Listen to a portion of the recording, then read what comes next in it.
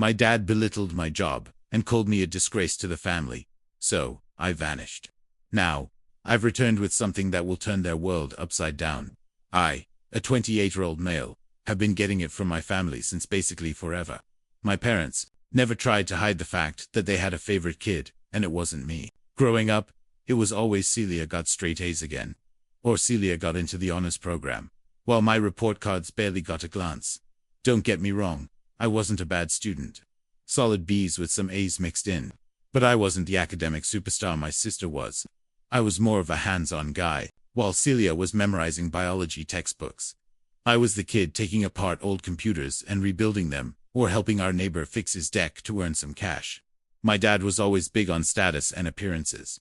He worked as a mid-level manager at some corporate office, always talking about getting a promotion that never seemed to materialize. The dude literally had a whole collection of motivational posters in his home office, with words like persistence and excellence. Ironic since he'd been stuck in the same position for like a decade. Mom was a high school teacher who spent most of her time bragging about her gifted daughter to her co-workers. Meanwhile, I was the kid who got a "that's nice honey" when I won the school's woodworking competition. Not even a congratulations, just a half-ass acknowledgement, before they went back to discussing Celia's latest academic achievement. When college time came around, Celia got into this fancy private university. With a partial scholarship, my parents took out loans, drained savings, did whatever it took to send her there. They even reorganized the house, which I only found out years later. When it was my turn 2 years later, the conversation was basically, community college has perfectly fine programs and you can work to pay for it yourself. Message received loud and clear. The day Celia officially got that doctor in front of her name, she walked into our parents' house waving her diploma and her offer letter from some fancy hospital. From that exact moment, I basically stopped existing to them, except as a punching bag. My parents never really tried to hide their favoritism. But after that day, they didn't just favor her. They started actively coming for me. I still remember this family dinner where my dad straight up told me, "She's a doctor saving lives, and you're just scanning groceries at Target." I just stared at him thinking, who says this to their son? But he didn't stop there. He leaned back in his chair, smirked, and said, "Honestly, Marcus, if Celia didn't exist, we'd have no one to be proud of. At least one of our kids turned out to be worth something." He didn't even flinch, just kept eating like he hadn't just called his own son worthless with his whole chest. My mum laughed so hard she had to wipe her eyes. Then she chimed in, "Don't be so dramatic. He just means we can't exactly brag about someone who stocks shelves." Celia didn't even try to stop them. She seemed to enjoy the show. She just sat there with this smug little smile, sipping her sparkling water like she was too good for all of us. I kept thinking about how I'd fixed her laptop for free just the week before when she'd spilled coffee all over it. Funny how my useless skills were suddenly valuable when she needed them. After that, it became their favorite pastime to rip into me every holiday, birthday, random Sunday dinner, whatever. If I ever mentioned anything about my job or what I was doing, my parents would roll their eyes. My mom would say something like, "Maybe someday you'll do something that matters." And my dad would just sigh and shake his head. The worst part, my parents had this framed wall in the hallway they called the Family Achievement Wall. It had about 20 photos of Celia graduating med school, getting her first white coat, standing with some important doctor, and literally one photo of me. It was my high school graduation picture, and I swear they only included it because my grandparents called them out for not having any pictures of me at all. Celia got worse over time. Marcus, the minimum wager. She called me in front of our extended family once. "Put that on your name tag," she said when she bought her BMW. My parents wouldn't shut up about it, constantly asking when I'd upgrade from that beater I drive, a 2009 Civic that runs perfectly fine. When she bought her condo, they asked when I'd stop living like a broke college kid. When she went on vacations to Europe, they'd remind me that people with real careers get to travel. One Christmas, my dad literally gave me a book called From Mediocrity to Success, Finding Your Path, as my actual present in front of everyone. My uncle choked on his eggnog. I tried different approaches. I stayed quiet. I defended myself. I skipped visits. Nothing changed. The second I walked through their door, I was back to being their favorite target. The only people who ever stood up for me were my grandparents. My grandpa once told my dad to back off after a particularly nasty comment, saying, "That boy works harder than you know." Gene, my dad just scoffed and said, We're only teasing. My grandma Jun would always pull me aside and tell me she was proud of me no matter what, but it didn't change the overall dynamic. By the way, my grandpa was the only one who ever really got me. He was a carpenter his whole life. Built things with his hands, just like I like to do. He used to say, some people build with their minds, others with their hands. Both types build the world we live in. He gave me my first tool set when I was 12, showed me how to fix things instead of replacing them. Those skills turned out to be way more valuable than anyone in my family realized. Celia stayed the golden child. I was the disappointment they wished would finally grow up. What none of them knew was that I'd been quietly building something on the side. 3 years ago, I scraped together enough for a down payment on a rundown duplex, fixed it up myself on weekends, rented both units, and used that income to leverage another property, then another. I never told them. What was the point? They just find some way to make it about Celia. The only person who knew the real me was my girlfriend. Nah, she's my biggest fan. Quiet, smart as hell, and sees right through people's nonsense. I never brought her to meet my family. I knew exactly what they'd say about a bookstore girl. My mum would probably ask her when she was planning to get a real job, or make some comment about how Celia dated a neurosurgeon once. But Na's been my rock through all this. She knows everything, sees everything, and never once asked me to prove myself to her. One night, after a particularly brutal family dinner, where my dad suggested I shadow Celia at the hospital to see what real work looks like, Na helped me realize something important. You know why your parents' approval matters so much to your sister? She asked. Because she has nothing else. No real friends, no hobbies, no life outside of being the successful daughter. You have a whole life they know nothing about. That's your power. She was right. And that power was about to become very, very real. So, about 2 years into Celia's reign as family royalty, little cracks started showing. First, it was small things. Cancelled visits, shorter calls with my parents. Then at Thanksgiving dinner, she mentioned her husband Brad couldn't make it because of work stuff. My parents immediately jumped in to defend him, saying how important his job as a financial analyst was. Shooting me. Looks like, unlike some people at this table, what she didn't tell them was that Brad had actually moved out 3 weeks earlier. I only found out because I ran into him at a gym, and he was upset enough to spill that they were separating. He said something that stuck with me. Your sister cares more about your parents' approval than her own happiness. Apparently, she'd been working so many hours trying to be the superstar doctor her parents expected that their marriage had completely fallen apart. Brad said she'd missed anniversaries, birthdays, even a planned vacation they'd already paid for. All because she couldn't bear to disappoint her bosses, or more importantly, her parents. I didn't say anything about it to my family.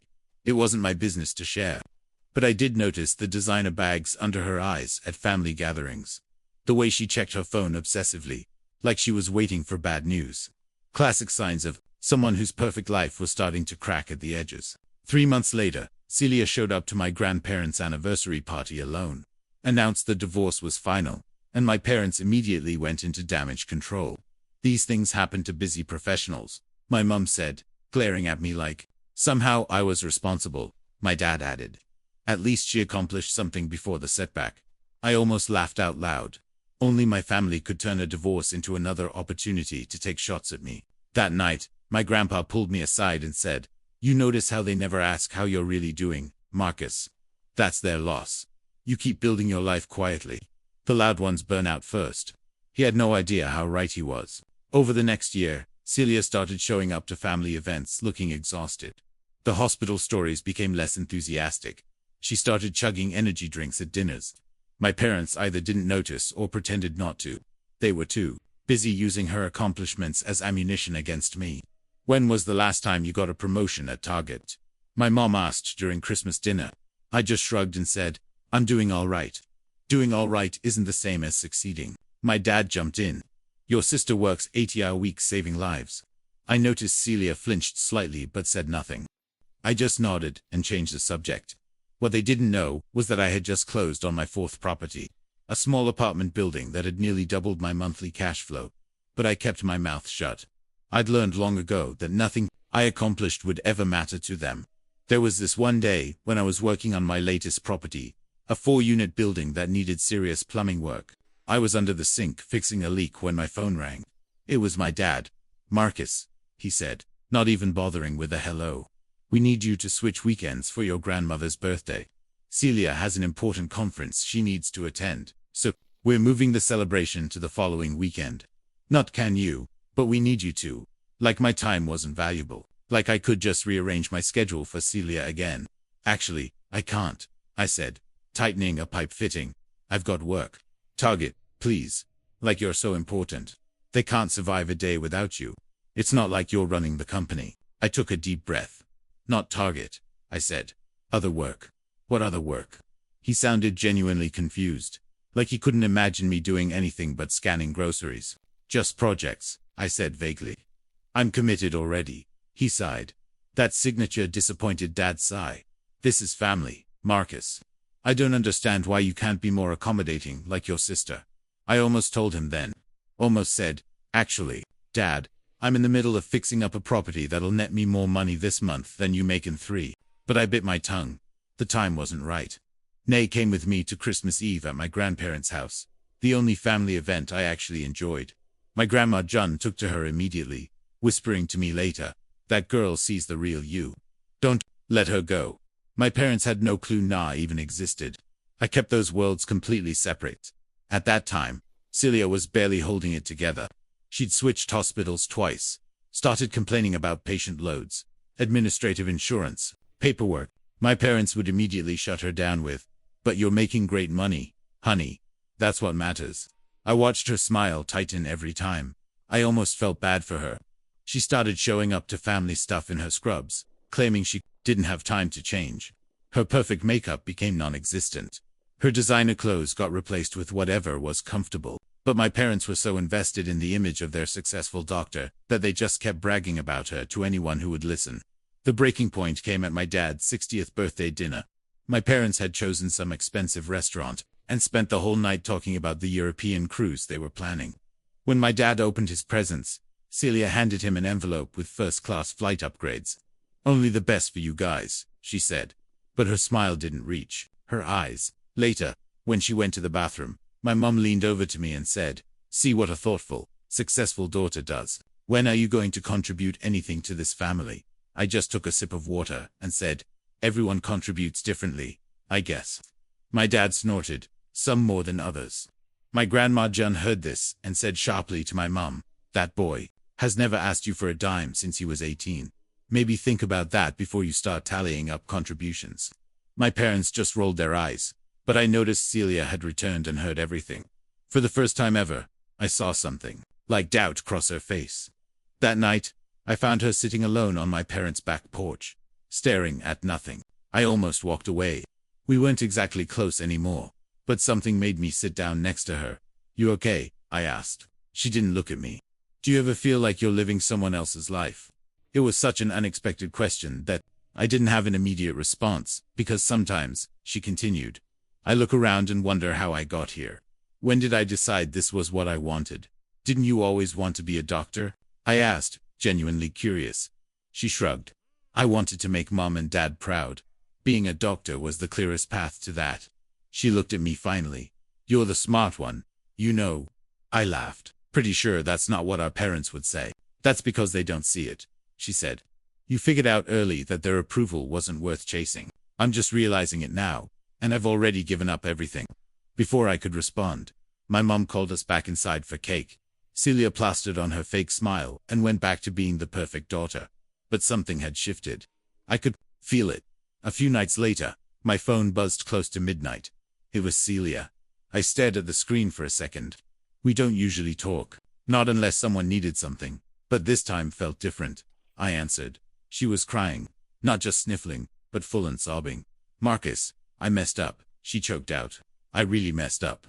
This wasn't the first time she'd called me out of the blue. About 8 months earlier, she called asking if she could borrow $5,000 for what she called a temporary cash flow problem. I didn't ask questions, just sent it and told her to pay me back whenever. She never did. "What's wrong?" I asked. Sitting up in bed, Nas stood beside me, opening her eyes. "I lost my job," she whispered, like saying it out loud made it real. 3 months ago, I was silent for a moment. "Why didn't you tell anyone? Are you kidding?" "Tell Mom and Dad I failed after everything." She trailed off. "I thought I'd find something." else quickly. I have applications everywhere, but nothing's coming through, and I'm out of options. What have you been living on? I asked, though I was starting to put the pieces together. That's when the dam broke. Through sobs, she admitted she'd blown through her savings, maxed out credit cards, taken loans from friends, and now was facing eviction from her fancy condo. Her BMW was already gone, repossessed last month.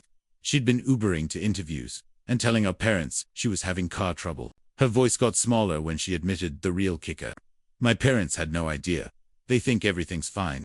I asked worse, she said. They keep asking me for things. That's when she told me what had really been happening these past few years. Every vacation my parents took, Celia paid for it. The renovations to their house, Celia, Dad's new car, Celia, the weekly dinners at expensive restaurants, all on her dime. They never said they couldn't afford it, she explained. They just expected it, like it was my duty since I was doing so well. At first, I thought I was just being generous. But now you're broke. I finished for her. Yeah, she whispered. And I have nowhere to go. I should have told her to figure it out herself.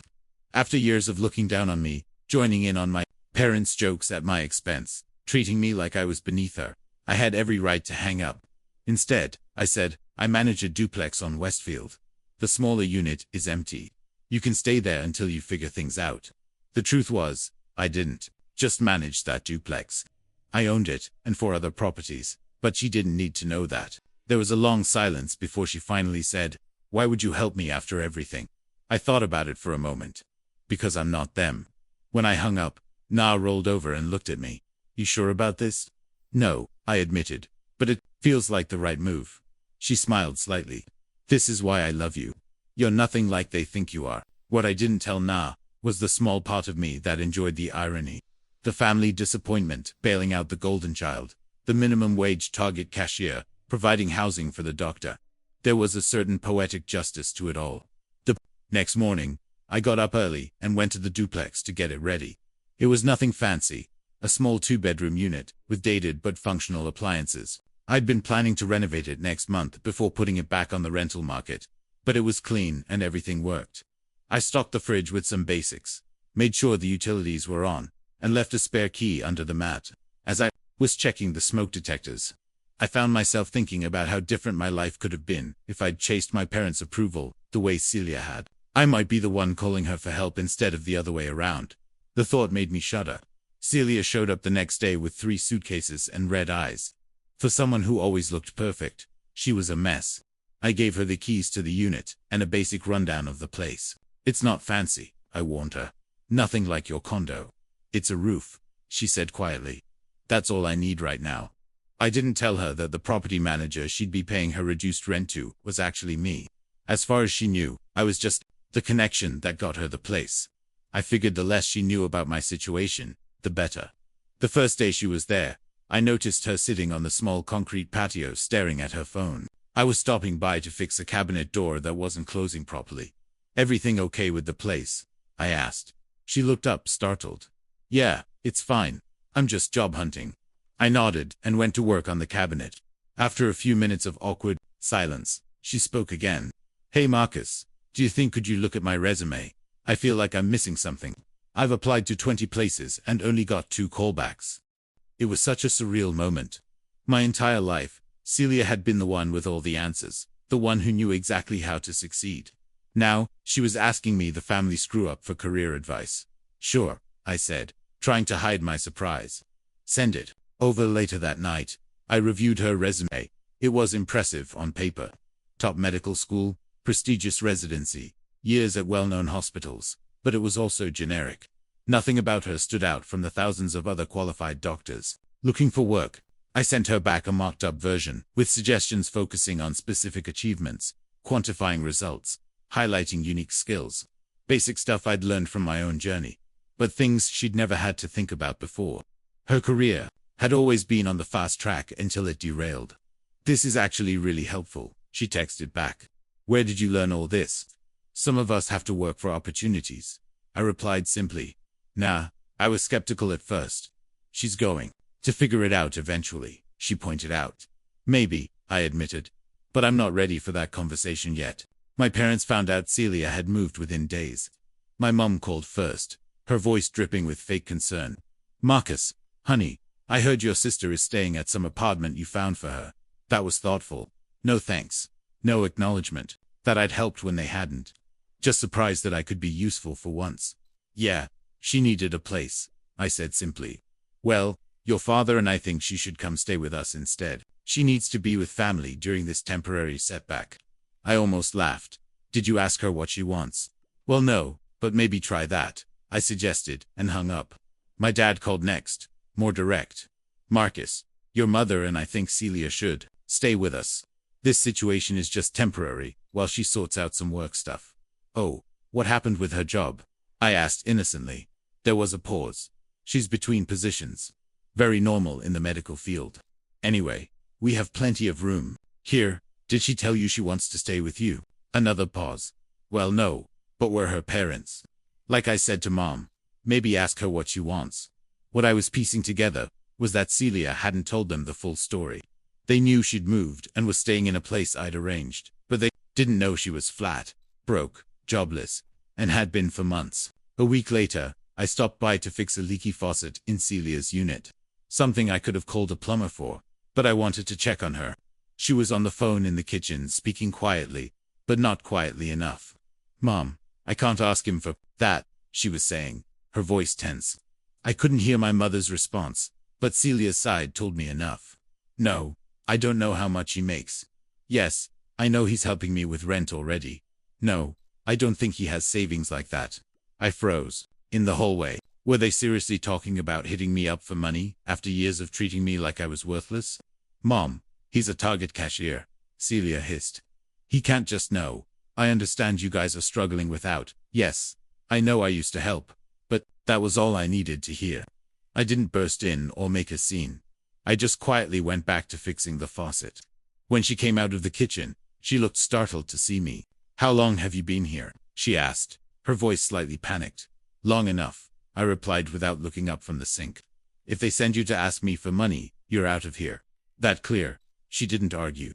She just nodded and left the room. That night, I told Na everything. She wasn't surprised. She said my parents had been using Celia for years, and now they were trying to shift that burden onto me. But the difference was, I saw it coming. I mentioned that they had no clue I could actually help if I wanted to. The business had brought in over $20,000 last month alone. N just squeezed my hand and said that's exactly why I was winning. They didn't even know who I really was. A few days later, I saw Celia coming back from a job interview. Before heading in, she told me she'd made it clear to our parents that she wasn't asking me for money. They weren't thrilled. She said they couldn't understand why she'd rather stay in this so-called dump than move in with them. I asked her what she thought, and she paused, looked around at the modest duplex, then said she was finally starting to understand why I chose to do things my way. About a month into Celia's stay, my grandparents called and invited me to dinner at their place. Bring Na, my grandma said, and your sister is coming, too. Something in her tone made me suspicious. Who else? A pause. Your parents asked to join us. I almost declined right there, but my grandpa got on the phone. Marcus, I think you should come. Trust me on this one. When Na and I arrived, everyone was already there. My parents looked tense. Celia looked miserable. My grandparents exchanged a look when we walked in that I couldn't quite read. Dinner started awkwardly. My parents kept trying to pull Na into conversation, suddenly interested in her now that they'd realized she was my serious girlfriend. A bookstore. How quaint, my mom said, eyeing Na's outfit like she was mentally calculating the fabric cost. I'm sure that's fulfilling. Do they let you sit and read all day, or is there actual work involved? Na just smiled and said she loved books. Unfazed, my dad chuckled. Hey, as long as someone's bringing in money, right? Then he turned to Na, added, bet you weren't expecting to date a Target cashier. You must really be into charity work. They both laughed like they just delivered a zinger at open mic night. And how long have you two been together? He asked, still grinning. 2 years, next month, Na replied. My parents blinked like they just heard we were secretly married with 3 kids. My mum tilted her head and said, 2 years and still going strong. That's admirable. I mean, not everyone would have the patience for someone still finding his path. Then came the questions about where we lived. I kept it vague.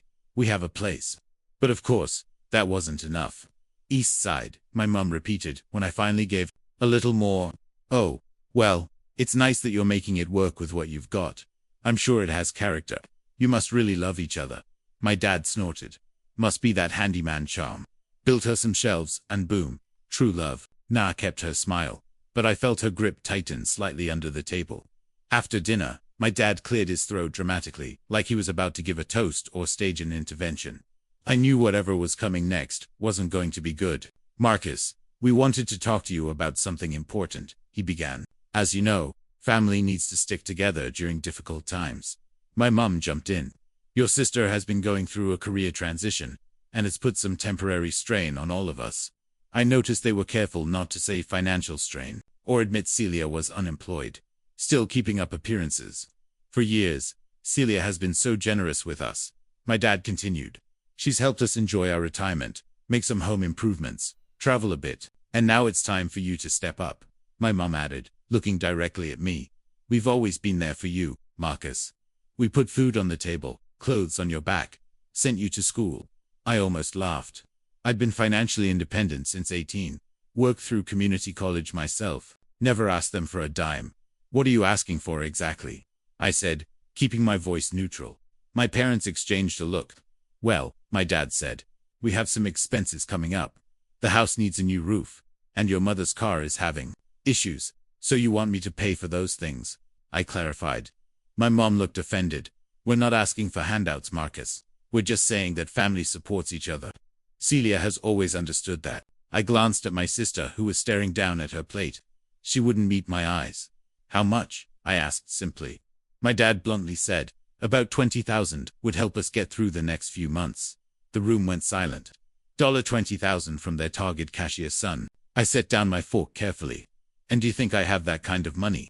Well, not all at once, obviously, my mum said quickly. But Celia mentioned you've been doing some property management on the side. Surely you have some savings. I looked at Celia, who finally met my eyes. She looked ashamed. I didn't tell them anything specific, she said quietly. They just wouldn't stop asking. I nodded slowly, then turned back to my parents. Let me get this straight. For years, you've made fun of my job, called me a failure, compared me to Celia at every opportunity. You've belittled everything I've done, never bothered to ask about my life. Didn't even know I've had a girlfriend for 2 years, and now you want me to give you money now. That's not fair, my dad started. My grandpa cut him off. Actually, I think it's perfectly fair. Everyone turned to look at him. My grandpa rarely intervened in family disputes. You and your wife have spent years treating Marcus like he's beneath you, he continued. June and I have watched it happen. We've said our piece about it many times, but you never listened. My grandma nodded. You dismissed his work, his choices, his path, and now you want his help after everything. And then my dad went there. Look, Marcus, he said, voice dripping with contempt, masked as concern. It's not like you're married, or raising a family, or building a real career. You're nearly 30, still clocking hours at Target, and playing handyman on weekends. Nah, is clearly a sweet girl, but I honestly don't understand what she sees in a man with no real direction. At some point, you've got to grow up and do something that actually counts. That's when I decided it was time. I'd kept my life secret for years, protecting myself from their judgment. But maybe it was time they understood exactly who they'd been mocking all this time. I didn't flinch. I just looked at him. You want to know something funny, Dad? That duplex Celia's living in, I don't manage it. I own it. My mom's eyebrows shot up. In fact, I continued, I own 5 properties now. That side gig you mentioned has been my real focus for years. Target is just where I go a few days a week for steady insurance and to keep expectations low. My dad's mouth was literally hanging open. Last month, after expenses, my properties brought in just over $20,000. I said, that's not counting the equity I'm building. My portfolio is worth about $1.8 million now, with loans against it, of course. But still, the look on their faces was almost worth the years of ridicule. You know that beta car you're always making fun of? I keep it because it's reliable, and, paid off, I could buy a new car in cash tomorrow if I wanted to. I just don't care about flashy the way you do. My mom was stuttering now. But you never said anything. Why would you keep this from us? Because nothing I ever did was good enough for you, I replied calmly. So, I stopped trying to prove myself. I built my life quietly on my terms. And here's something else you don't know, I said, turning to my grandparents. I've been paying Walter and June's rent for the past year and covering their health insurance gap payments. My parents' heads whipped toward my grandparents, who were smiling softly. Marcus insisted. My grandma said, we told him we were fine, but he wouldn't hear it. And there's one more thing, my grandpa added. Last month, we made Marcus the trustee of our estate. If my parents looked shocked before, now they looked absolutely thunderstruck. What does that mean? My dad demanded. It means, my grandpa said, calmly, that Marcus makes the financial decisions for us now. And whatever's left when we're gone goes where he thinks it should go. This is absurd. We're your children. My dad slammed his hand on the table. And Marcus is our grandson who actually takes the time to check on us. My grandma replied. When was the last time you came by without needing something, Jean? My mum turned to me, her face unreadable. You've been hiding all this from us. Why? I looked at her steadily. Why would I tell you? So you could ask for money sooner, so you could pretend to be proud of me. Only after I became financially successful. I shook my head. No thanks. Then I said the words I've been holding back for years. Funny, you always said I'd never amount to anything in this family, and now I'm the one who signs the checks. My dad stood up abruptly. This is ridiculous. You've turned my own parents against me. No, my grandma said firmly. Your behavior did that all on its own. My mom turned to Celia, clearly expecting her to say something in their defense. But my sister just looked at them and said softly, they used me too. Mom. My dad's face went purple. Used you. We supported you. We bragged about you. You paraded me around like a trophy. Celia interrupted, and then expected me to fund your lifestyle because I was doing so well. You never once asked if I was happy. My dad started sputtering about ungrateful children, while my mom dabbed at her eyes with a napkin, going for the sympathy angle. Neither of them was actually listening to what we were saying. I think we're done here, I said, standing up. I looked at my grandparents. Thank you for dinner. As Na and I headed for the door, I heard my dad call after me. So that's it. You're just going to walk away when your family needs you. I turned back, one hand on the doorknob. That's exactly what you taught me to do. After the dinner showdown, I went completely no contact. Blocked my parents' numbers, email, everything. No more drive-by guilt trips, no more fake check-ins. Nah, and I even changed our locks and added cameras, because knowing them, a pop-in wasn't out of the question. Celia stayed in the duplex a bit longer, eventually landing that community clinic job she mentioned. She's not rolling in cash anymore. But she told me it's the first time she actually feels like she's doing something that matters for herself, not just for the applause. We talk now, not every day, but enough. The dynamic has completely flipped. She listens, asks for advice, respects what I've built. We're not best friends or anything, but there's peace there for once. As for my parents, well, after I iced them out, they tried going through Celia to mediate. She shut that down fast. Told them flat out that I was done, and they had no one to blame but themselves. My dad apparently had a meltdown when he found out I transferred the trustee power of attorney to a lawyer. So, even my grandparents' estate is now completely locked out of his reach. They're not doing great financially without Celia bankrolling everything. They're starting to feel what it's like to actually live within their means. They had to cancel the cruise, sell the new car. There were rumors through my aunt that they were looking into reverse mortgages. But honestly, not my problem. The last message I ever got from them was a group email titled, Family is Forever. It was 2 paragraphs of emotional manipulation, half-baked apologies, and a classy little jab at the end. We raised you better than this. I didn't respond. I just archived it and poured myself a coffee in my workshop, while looking over the blueprints for my next property. Funny how success looks different when no one's telling you what it should look like. Also, the family achievement wall. My grandparents replaced half the pictures. Now there's one of Celia in scrubs, and one of me, standing in front of my first building with a sold sign. Grandpa framed it himself. I guess if there's a moral here, it's this. Bet against the quiet ones long enough, and eventually they'll stop playing by your rules, and build their own damn scoreboard. Peace, Marcus, your friendly neighborhood disappointment, who also just hit 6 figures in monthly revenue. But what do I know? I still drive a Civic,